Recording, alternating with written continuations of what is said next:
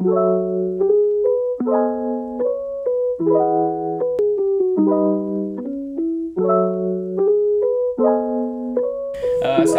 warahmatullahi wabarakatuh. Waalaikumsalam warahmatullahi wabarakatuh. Hai sobat semua, selamat datang di podcastku Lahirkan Amal Soleh di Setiap Peristiwa.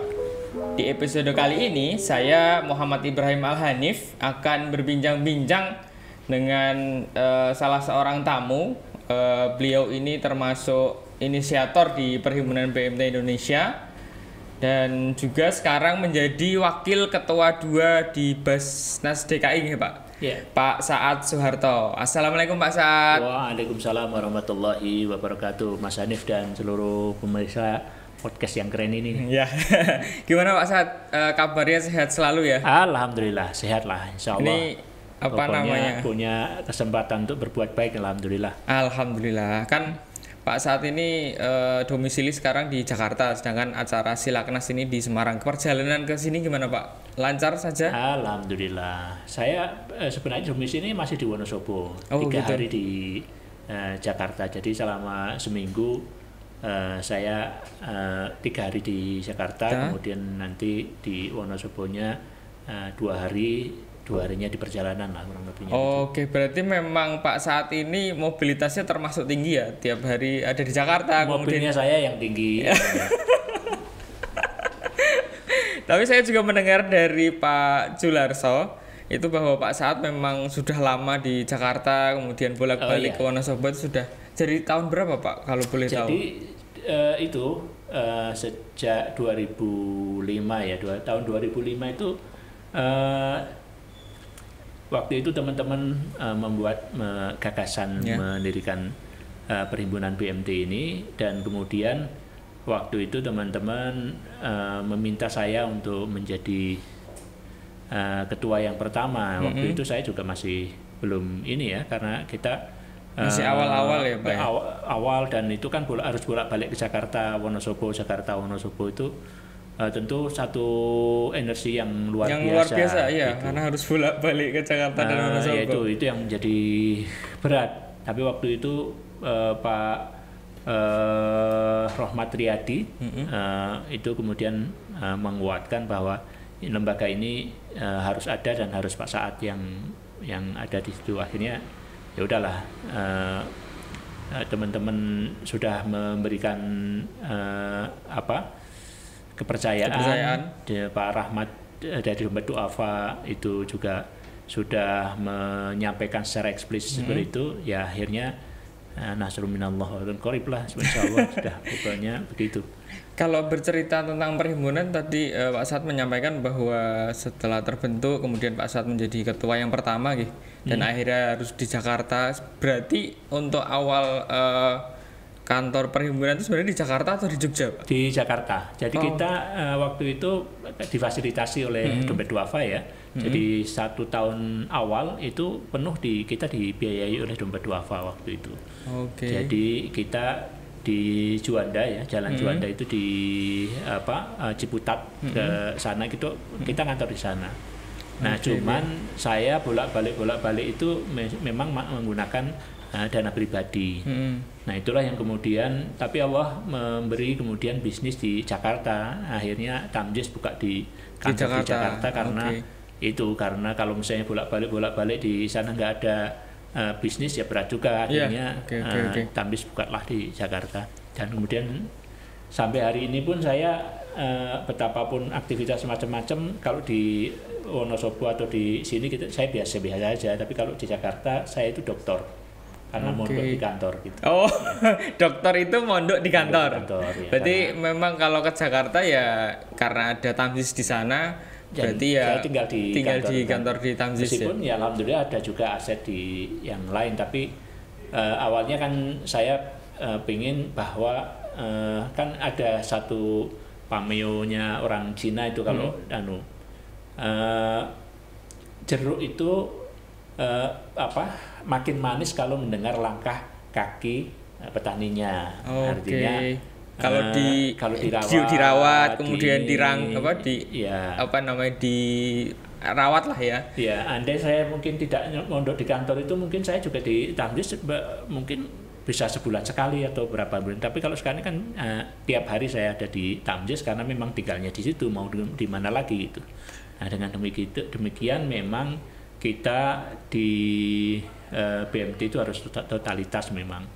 Satu yang sampingan hasilnya juga sampingan. Kalau suatu yang totalitas hasilnya juga insya Allah total. Itulah kurang lebihnya. Oh gitu. Berarti kalau boleh tahu Tamjiz itu buka cabang di Jakarta tahun 2006. Oh, setahun setelah Pak Saad berada di Jakarta ya? Kan baliknya tahun 2005. Kemudian tahun 2006 Tamjiz berdiri. Kemudian baru setelah itu Ventura berdiri. Oh, Ventura di tahun yang sama atau tahun berikutnya, Pak? Selisih bulan, hanya selisih bulan. Oke. Baik. Kemudian Pak Saad ini kan aktivitasnya banyak ya di Tamjiz, kemudian ya di perhimpunan, ya di Basnas. Sebagai seorang Pak Saad tuh lebih suka dikenal sebagai apa sih, Pak? Contoh nih, kemarin saya habis podcast juga dengan Pak Jamil Azaini, kan beliau punya pelatihan, punya apa, tapi beliau lebih suka dipanggil sebagai, saya itu pengen dipanggilnya sebagai inspirator yang bisa menginspirasi orang-orang. Nah, kalau Pak Saad sendiri itu lebih suka dikenal orang sebagai apa, Pak? Iya, saya memang lebih senang kalau kemudian orang melihat saya itu berada sebagai di BMT. Karena saya memang sejak awal itu perjalanan hidup saya itu lekat betul dengan BMT. Tahun 1991 saya sudah mulai menginisiasi BMT. Tahun 1992 berdiri Tamjiz. Kemudian tapi Allah memperjalankan bermacam-macam ya. Salah satunya kemudian saya hari ini menjadi amil dan banyak belajar dari amil, apa-apa yang kemudian kita selama ini perjuangkan itu bisa kita lakukan di amil. Ini mengingatkan saya karena pada waktu itu kita mendirikan Tamjiz itu atau mendirikan BMT secara umum, itu kita melihat Baitul Mal itu sebagai sesuatu yang bersifat negara ya, bukan Baitul Mal dalam artian kemudian program, bukan. Tapi kita melihat bahwa Baitul Mal itu sebagai sesuatu yang lebih luas dari sekedar kita membuat satu program yang cantik gitu, bukan. Nah, salah satunya kemudian kita melihat bahwa di dalam satu masyarakat itu harus ada suatu infrastruktur sosial yang diperlukan untuk masyarakat, yakni infrastruktur ekonomi. Sehingga kita perlu dakwah bilhal gitu. Dakwah bilhal di bidang ekonomi kemudian kita anukan apa ya yang pada waktu itu kita belum ketemu ya pada waktu awal-awal. Kenapa? Karena perbankan itu saya lahir dari keluarga Puritan ya, yang secara fikih melihat bank itu riba gitu, sehingga nggak mungkin kita membuat itu. Cuman ketika bapak-bapak ISMI itu membuat Bank Muamalat. Nah, sebelum lahir Bank Muamalat itu roadshow ini bapak-bapak ISMI itu kemana-mana. Salah satunya ada dialog bisnis ala Muslim 2 di Jogja. Itu ada proceeding seminarnya ini. Kalau yang dialog bisnis ala Muslim 1 saya ikut. Tapi yang kedua malah saya nggak ikut. Nah, yang dialog bisnis ala Muslim 2 itu ada buku proceeding seminarnya, hasil seminar itu fotokopian ya, ada fotokopian, dan setelah saya baca, Masya Allah kalau ini sih bisa kita lakukan gitu. Nah, itulah yang kemudian melahirkan Tamjiz justru sebelum Bank Muamalat gitu. Tamjiz itu lahir sebelum Bank Muamalat gitu. Cuman kata-kata Baitul Mal wa Tamwil itu sudah lahir sebelumnya pada waktu para founding fathers-nya BMT itu membuat di Teknosa, kemudian di Gusti itu BMT sudah ada kata-kata Baitul Mal wa Tamwil tadi sudah ada. Ya. Ada yang menarik lagi deh, Pak. Tadi kan Pak Saad juga menyampaikan bahwa Pak Saad itu dari keluarga yang menganggap bahwa bank itu riba. Kemudian Pak Saad kan juga seorang founder atau salah satu pelapor juga BMT. Nah, di simpang siur di masyarakat ini ada yang menganggap bahwa BMT sama bank ini podo ae, malah kadang BMT itu gini gitu. Nah, sebagai seorang Pak Saad, apa sih tanggapan Pak Saad dengan tanggapan masyarakat yang seperti itu? Sebenarnya tanggapan masyarakat itu tidak salah itu. Kenapa? Karena tahapnya itu kita ini baru tahap Islamisasi akad-akad yang ada yang berkembang sekarang ini, sehingga orang tidak melihat sebagai sesuatu yang distintif, tidak ada perbedaan pasti antara sistem syariah dengan sistem konvensional gitu. Nah, inilah yang perlu kita kemudian bersama-sama untuk menjadi refleksi bagi kita. Saya teringat sebelum beliau mentor saya, Pak, salah satu mentor saya itu Pak Adi Sasono. Allahu yarham. Mudah-mudahan Allah memberikan kelapangan atas semua jasa beliau. 2 minggu sebelum beliau dipanggil Allah beliau itu telepon saya. Cukup lama telepon saya karena saya teringat betul beliau itu telepon saya ketika saya membawa anak saya ke pesantren waktu itu. Nah, kemudian beliau telepon saya selama hampir 2 jam. Itu Jumat nih, hampir seperti hari ini. Beliau telepon dan beliau mengatakan, "Mas, yang kamu lakukan di venture capital itu benar. Itu yang seharusnya dilakukan di Indonesia itu venturing, not banking gitu."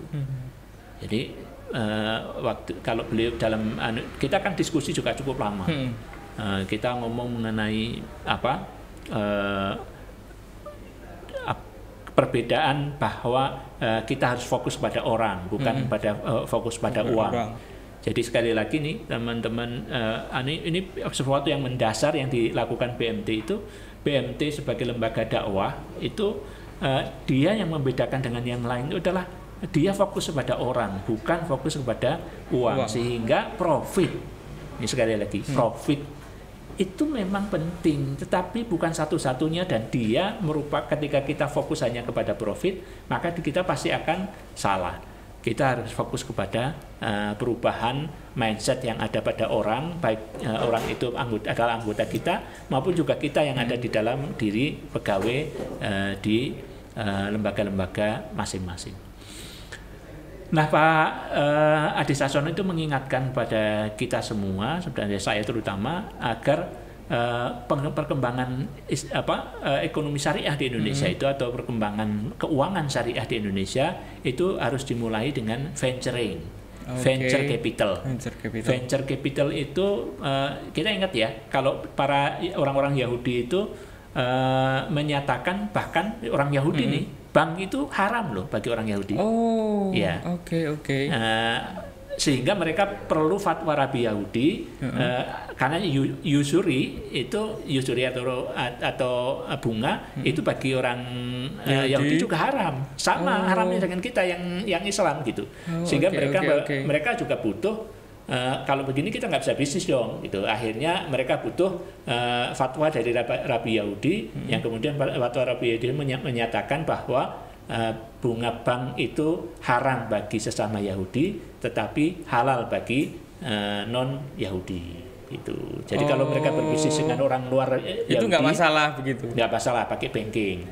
Makanya kalau di ada investment banking yang pakainya venture capital. Itu pakai penyertaan, bukan menggunakan bunga gitu, bukan menggunakan bunga, tapi menggunakan penyertaan, persis seperti kita musyarakah mudharabah. Nah, itulah yang harus kita kaji ulang berkaitan dengan hal ini, dan ini menurut saya BMT memiliki satu posisi sangat penting mendatang ini. Nah, ini pesan saya ini pada teman-teman BMT ke depan itu adalah BMT yang kemudian menggunakan semua kekuatan-kekuatan yang dimiliki. Kekuatan apa itu? Kekuatan pemahaman terhadap mikro. Di Indonesia BMT itu luar biasa. BMT itu memiliki kekuatan anak-anak muda yang dia sudah cetak birunya di mikro selama 30-an tahun ini. Sehingga dia mampu memiliki pemahaman mendasar mengenai pembiayaan. Beda dengan fintech. Fintech orang yang punya teknologi dari belum mempunyai pemahaman mengenai pembiayaan. Nah sekarang teman-teman BMT harus kita kembangkan, melek teknologi, mencerap semua kelebihan-kelebihan yang ada di teknologi untuk sesuatu yang ada dua hal. Yang pertama yang diinginkan. Jadi kita harus lakukan bahwa BMT ke depan itu kita harus membuat akad-akad yang kita sesuaikan dengan akad-akad syariah. Jadi kelebihannya pada orang yang memahami pembiayaan. Yang kedua, akad syariah itu begitu luas. Dan dengan akad syariah yang begitu luas itu ada juga filosofi akad-akad syariah masing-masing. Itu. Maka yang perlu kita ke depan adalah musyarakah, mudharabah, muzaroah itu. Karena itu pasti berbeda dengan perbankan. Orang tidak akan melihat itu mahal atau murah gitu. Karena orang melihatnya kepada bahwa setiap bulan atau setiap periode kita harus berbagi hasil, kemudian kita harus berbagi hasil. Wah rumit Pak. Itu rumit kalau dulu. Sebelum ada IT, sebelum ada teknologi. Kalau hari ini anak-anak muda buat aplikasi sangat mudah itu. Tinggal masukkan angka, hitungannya langsung keluar. Atau misalnya kalau misalnya kita mau bakso nih misalnya. Kita mau bagi hasil bakso, bagi hasilnya pakai apa? Revenue sharing dong. Kalau begitu tiap mangkok maka revenue kita bagi gitu. Ya biasanya berapa gitu. Berapa gitu. Orang sekarang itu mangkoknya berapa, minumnya berapa, semua sudah ada kok. Tinggal kita membuatnya menjadi satu skema pembiayaan. Dan kalau itu terjadi, maka kita akan bisa mengembangkan, mengekspand untuk hal-hal yang lain. Muzaroah misalnya, kita bisa menjadikan adukan di pertanian. Di pertanian itu kemudian kita betul-betul bisa yarnen, gitu. Di peternakan itu kita betul-betul bisa anukan kapan penjarangan, pengambilan udang misalnya pada umur 35 misalnya, kemudian ada pada umur 45 misalnya. Kemudian berikutnya pada umur 50 misalnya. Itu nanti ada beberapa skema pada waktu pengambilan sekian bagi hasil sekian, pada waktu sekian bagi hasil sekian, pada sekian bagi hasil sekian. Dan itu sesuatu yang simpel hari ini. Kenapa? Karena enabler-nya ada. Enabler itu sesuatu yang menjadi mungkin. Jadi kalau dulu menjadi tidak mungkin, tapi sekarang menjadi mungkin. Sebenarnya ketika kita dulu, menurut saya termasuk yang merumuskan misalnya BMT ke depan itu dia harus bisa menjadi intermediary bisnis dan intermediary finansial. Sekarang ini kita sudah bisa menjadi intermediary finansial. Tapi ke depan kita harus menjadi intermediary bisnis. Di mana kita ini akan menjadi investor atau co-investor. Jadi itu kan kembali kepada zaman dulu, gitu. Persis seperti Sayyidah Siti Khadijah mempercayakan kepada Muhammad bin Abdullah untuk berdagang, gitu. Kenapa Muhammad Abdullah diberi kepercayaan oleh Khadijah? Karena orangnya setelah di rating ini orangnya terpercaya begini gitu. Cuman sekarang Khadijahnya itu ada di Jakarta, sedangkan Muhammadnya ada di Wonosobo misalnya, atau Muhammadnya ada di Pati gitu. Gimana caranya mengetahui bahwa Muhammad ini benar-benar dipercaya? BMT lah yang melakukan proses rating, seleksi, dan sebagainya. Sehingga hari ini BMT memang sudah memiliki infrastruktur untuk BMT. Tapi ke depan kita akan melengkapi infrastruktur untuk anggota-anggota BMT. Jadi salah satunya hari ini makanya saya bawa nih buku BMT Award tahun 2021 yang keren banget ini. Ya, itu salah satu acara terbaru di Silaknas, Pak. Ya, dan saya kira mudah-mudahan akan menjadi masterpiece berikutnya bagi perhimpunan BMT. Jadi acara pemberian penghargaan kepada UMKM hebat di Indonesia ini, yang ini saya kira menginspirasi para pemirsa wajib untuk ngeklik nih Instagramnya BMT Award ini, dan juga ngikutin podcast ini, karena nanti podcast ini banyak akan informasi tentang BMT Award juga di situ, Pak. Iya. Karena di sini nanti ini hari ini baru kayak gini nih. Itu kemarin baru berapa, 85 ya? 85, Pak. Baru itu kerja yang luar biasa, karena gagasannya yang waktu itu saya sentil gagasan itu hanya baru 1,5 bulan ya. Iya, kami persiapan, karena saya termasuk panitia juga, Pak. Kita persiapan dan eventnya itu karena ada tahapan kurasinya itu memang 1,5 bulan. Itu luar biasa. Saya waktu mempresentasikan ke kalian mengenai gagasan ini, saya sudah nggak begitu yakin nih. Kira-kira ini teman-teman berani apa enggak? Ternyata berani nih. Ini saya kira saya kemudian menjadi cukup sangat optimis kepada anak-anak muda, karena mereka melampaui ekspektasi kita. Dulu ini kayaknya kan nggak mungkin, kalau saya rasa-rasanya nggak mungkin. Berani, dan saya terkaget-kaget lagi ketika ada 85 gitu.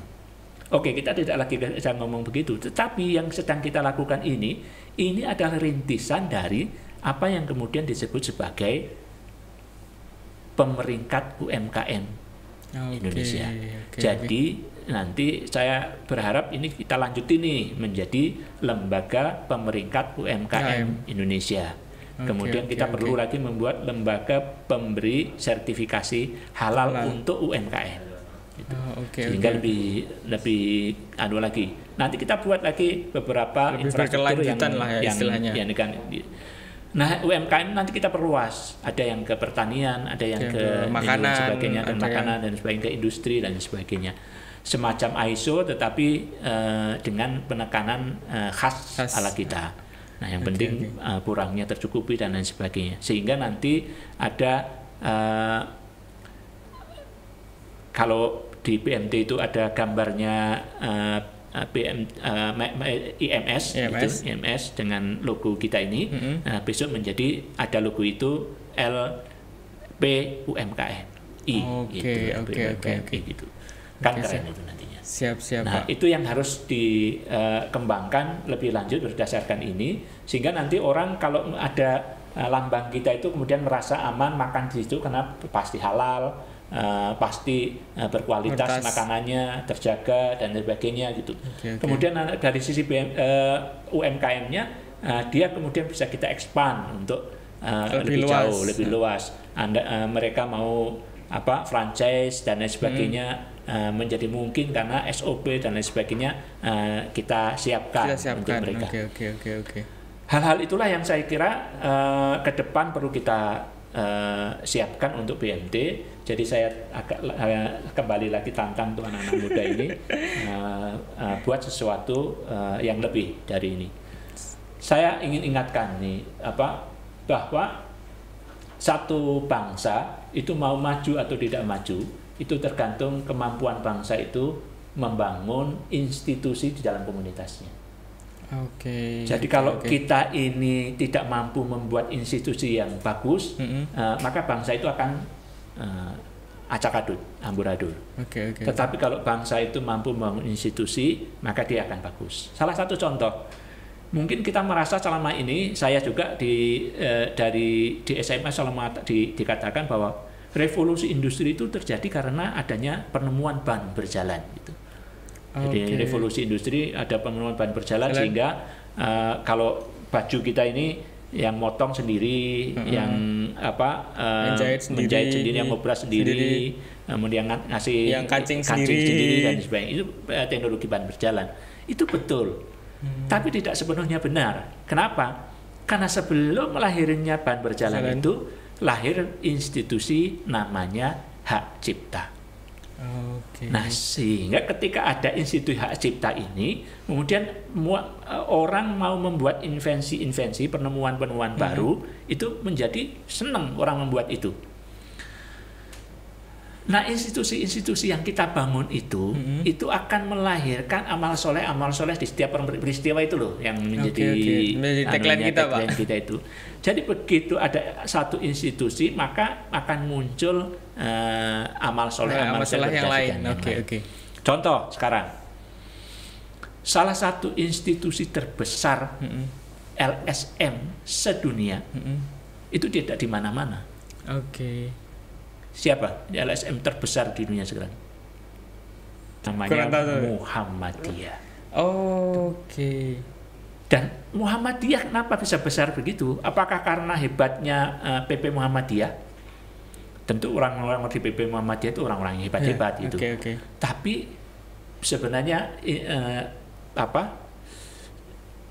rumusnya itu bukan karena PP Muhammadiyah yang hebat, akan tetapi karena ranting-rantingnya hebat. Kenapa ranting-rantingnya hebat? Karena di tiap ranting ada institusi-institusi yang kemudian mereka secara mandiri bekerja sendiri-sendiri, sehingga PP Muhammadiyah kaget. Oh, ternyata di ranting ini ada sesuatu. Di ranting ini ada ini. Gitu. Jadi di tiap ranting memiliki nganu masing-masing gitu, institusi masing-masing. Oke. Institusi itulah yang kita perlukan sekarang ini untuk kekuatan ekonomi di Indonesia atau kekuatan BMT di Indonesia, sehingga BMT harus hari ini dulu lahir dengan semangat. Ya, oke. Tapi ke depan BMT kuat harus memiliki ekosistem yang mendukung dia untuk menjadi kuat. Nah, ekosistem itulah berupa institusi-institusi yang kita siapkan. Baik institusi yang berkaitan dengan BMT secara langsung maupun kepada anggota-anggota BMT. Gitu. Berkaitan tentang itu Pak, di perhimpunan ini kan yang baru lahir juga dan alhamdulillah dapat SK itu kan LAS MKU. Dan LAS MKU itu memang inisiasi teman-teman di Baitul Mal, kan BMT itu awalnya Baitul Mal untuk istilahnya menggerakkan atau biar teman-teman Baitul Mal ini bisa bergabung, bisa melakukan program bersama, karena ketika kita berjamaah itu kan lebih mudah Pak. Nah, menurut Pak Saad nih, baiknya nih LAS MKU itu fokusnya arahnya kemana dan tantangan ke depannya itu seperti apa Pak? Iya, saya kebetulan sekarang hari ini kan di Amil juga nih, jadi di sini itu selain microfinance gitu, di sini juga ada Amil. Gitu. Tetapi benang merah dari semua itu, sejak saya di microfinance pun sebenarnya kita sedang berupaya bersama berdakwah lewat pemberdayaan. Jadi kurang lebihnya sebenarnya ada sesuatu yang inline. Nah, lembaga zakat itu bermacam-macam ya di Indonesia dan mempunyai titik fokus yang bermacam-macam juga. Kalau bapak-bapak dulu, kita kembali lah kita anukan. Ada peristiwa penting itu pada waktu itu, yakni tahun 1910. 1908, 1909 itu terjadi bencana kekeringan di Indonesia, di Jawa terutama. Di Jawa. Kemudian Jawa kekurangan makanan. Kemudian kita impor beras dari Burma. Kemudian terjadi merebak pes karena beras yang datang dari Burma itu turun di Tanjung Mas ya. Tanjung Mas Semarang. Tanjung Perak dulu, Tanjung Perak Surabaya. Tanjung Perak, kemudian terjadi merebak bencana pes di situ. Kemudian waktu itu pusatnya ada di Malang. Lockdown juga sama dengan kita sekarang di masa corona COVID ini ya. Kemudian tahun 1910 sampai ke Tanjung Mas sini, Pak Semarang, dibongkar di sini, kemudian pusatnya di Wonosobo, pesnya itu. Jadi pesnya kan ke arah yang orang-orang. Pada tahun itu 1912 lahirlah Muhammadiyah. 1922 atau 23 lahirlah PKU. 1923 atau 24 lahirlah Poliklinik Muhammadiyah di Surabaya. 1 tahun aja itu PKU berdiri di sini, kemudian di Surabaya berdiri. Yang mendirikan Dr. Sutomo nih di Surabaya ini. Dr. Sutomo pahlawan nasional kita itu. Padahal Padahal Dr. Sutomo itu orang lulusan Stovia yang kalau waktu itu orang Stovia itu kan kita sebut kalau kita menggunakan teorinya Clifford Geertz disebut sebagai kaum abangan. Dia orang yang mungkin saja wallahu alam sholat apa tidak wallahu alam ya.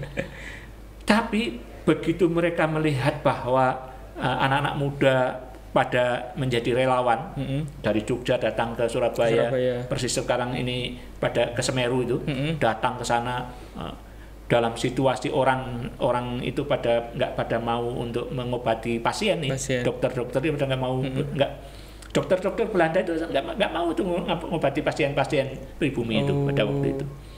Ini anak-anak muda malah pada datang ke situ membantu ke Surabaya dari Jogja datang ke sana.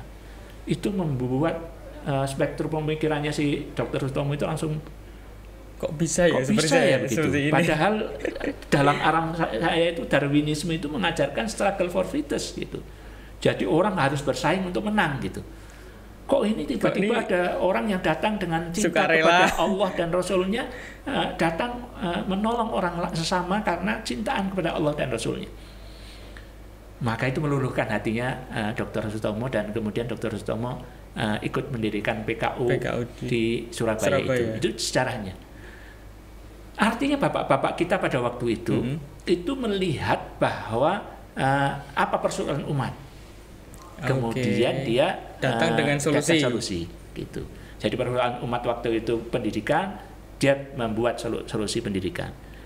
Dia kesehatan, masalah kesehatan, datanglah dengan kesehatan.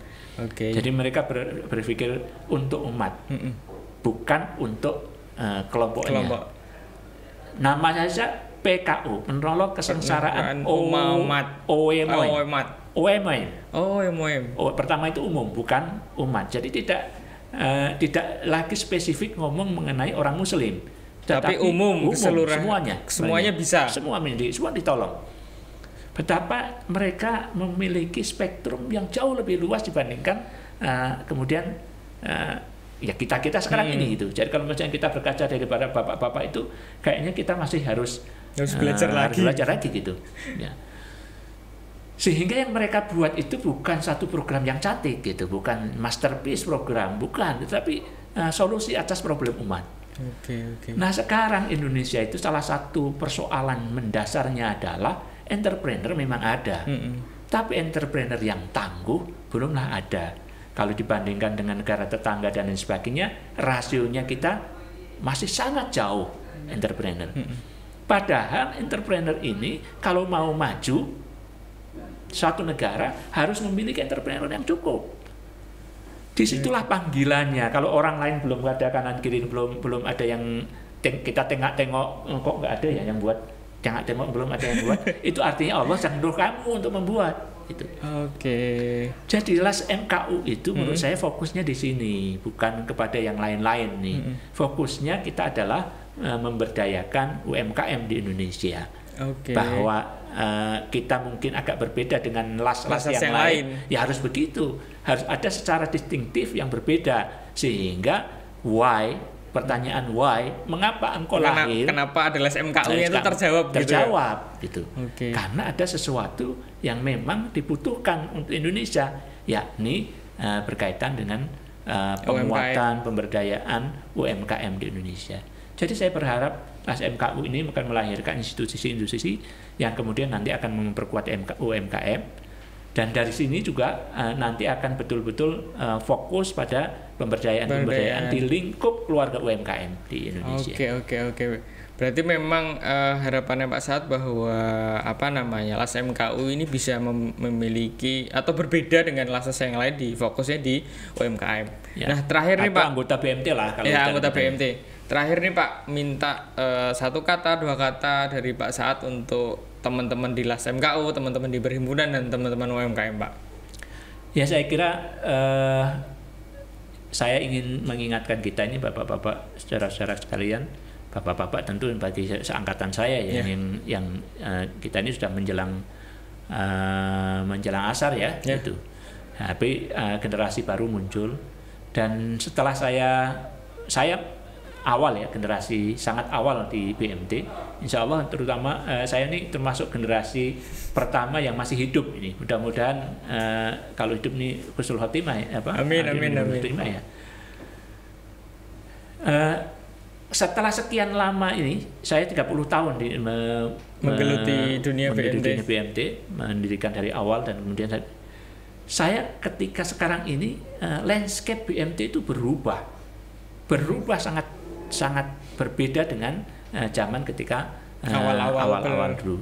Sehingga sebenarnya ini panggilan buat teman-teman BMT agar ayo kita mulai lagi. Kalau saya sih melihatnya ini kayak baru lagi, ini saya kayak dulu lagi saya ketika mendirikan. Jadi kalau teman-teman BMT masih berpikir sama dengan dulu, ada yang salah pasti ada. Itu. Oke. Kenapa? Karena tantangannya sudah berbeda sama sekali, landscape-nya sudah berubah sama sekali. Jadi Anda harus merubah diri untuk sesuai dengan zamannya. Ingat, Allah memberikan metafora di dalam Al-Quran. Metaforanya sederhana sekali. Metaforanya itu Allah ada kejadian di satu tanur ya. Tanur itu pandi besi itu apa ya? Dapur besi. Dapur orang menanukan biji besi, melebur biji besi. Nah, kan itu besi dileburkan, kemudian diketuk-ketuk untuk dibentuk itu. Nah, pada waktu ketuk-ketuk itu kan ada buih. Buihnya tersisih gitu. Kemudian besinya itu tetap. Kemudian Allah mengatakan dalam Al-Qur'an, buih yang tidak berguna itu dia akan hilang. Sedangkan hilang selamanya nih. Sedangkan yang bermanfaat maka dia akan ada. Oleh karena itu, kalau Anda tidak bermanfaat, sebagaimana dinosaurus dan lain sebagainya tidak bermanfaat, pasti Anda tidak akan ada. Jadi Anda akan ada jika dibutuhkan, jika bermanfaat. Maka pesan terakhir, ini pesan di akhir podcast ini kita ini, merumuskan manfaat Anda agar kita senantiasa tetap ada dan dibutuhkan oleh masyarakat.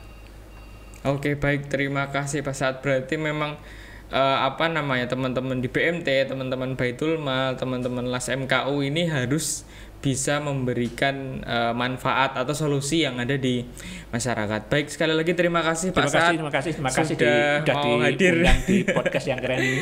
Baik, kalau nanti berkenan mungkin ada episode berikutnya nanti yang ngobrol-ngobrol lagi tentang yang lain. Boleh. Karena kalau menarik. Dulu itu ada episode yang drama radio yang saya suka, dan itu terus menerus ada. Ya, itu Tutur Tinular waktu itu. Harapan saya, karena tadi dari ceritanya Pak Saad menarik sekali, banyak banget sebenarnya yang pengen saya ulik gitu, karena sangat menarik. Jadi mungkin nanti ada episode berikutnya. Sekali lagi terima kasih Pak Saad. Ya.